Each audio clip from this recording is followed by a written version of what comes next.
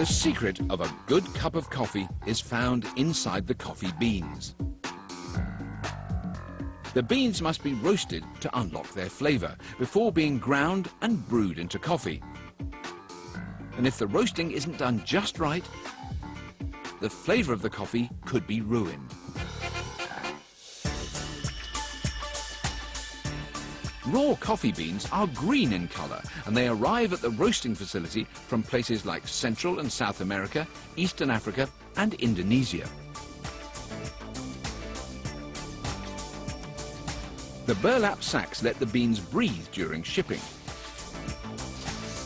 which helps all the beans dry out evenly, which is important during roasting.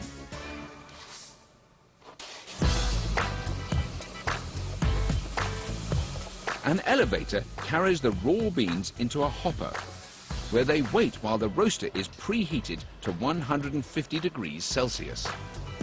When the temperature is just right, a worker drops the beans into the roaster.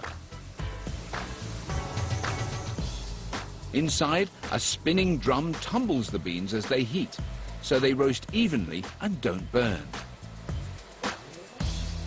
A couple of minutes later, a worker cranks up the heat, slowly bringing it up to 204 degrees,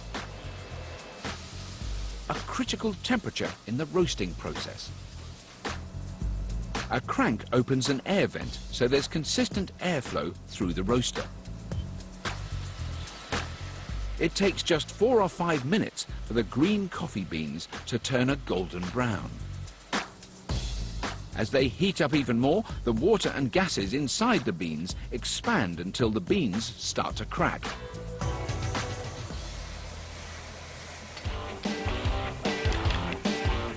It sounds a little like popcorn popping.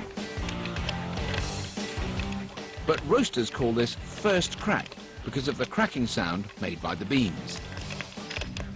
The beans look roasted at this stage, but if they were brewed into coffee, the flavor would be sour.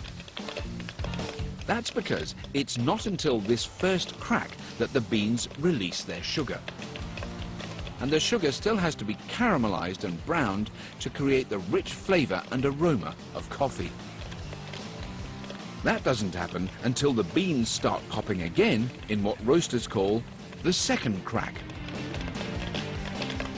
And the longer the beans roast from there, the darker the coffee.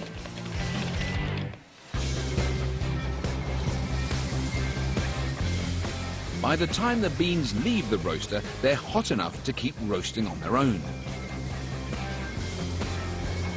So fans beneath a cooling table quickly cool the beans from below, while rotating arms churn the beans to release the heat. If the beans don't cool down within a few minutes, they'll keep roasting and the coffee will be burned. When cooled, the beans get a good cleaning inside a vacuum tube that separates out any field debris that might have been with them in the burlap sack. The machine is called a de-stoner because most of what it finds is little stones. Workers release the clean beans. And these whole beans will go into 2.2 kilo bags that have a special valve. That's because coffee beans emit gases for up to 72 hours after roasting. Without the valve, the bags would explode.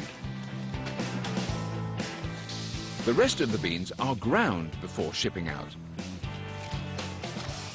The finer the grind, the more easily the flavor is extracted when the coffee is brewed. And only then does the quality of the roast come out in the flavor of the brew.